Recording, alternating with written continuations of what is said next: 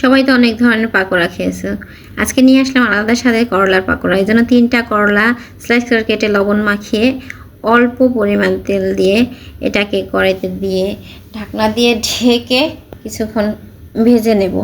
এটা উল্টে পাল্টে ভাজা হয়ে গেলে এটা নামিয়ে হাতের সাহায্যে ভালোভাবে কষলে এটাকে ভর্তার মতো করে নেব। এর সাথে দেব কিছুটা পেঁয়াজ বেরেস্তা, এটা আমি আগেই করে রাখছি। এটার সাথে 2টা পরিমাণ কাঁচামরিচ দিছিলাম।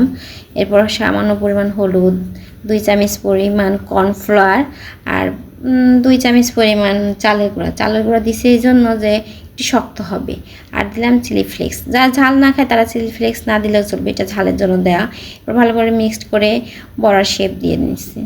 বড়ার শেপ দেওয়ার পরে এটাকে এটা কড়াইয়ের মধ্যে বেশি পরিমাণ না, অল্প পরিমাণই লাগবে তেল দিয়ে এটাকে উল্টে পাল্টে ভেজে নেব।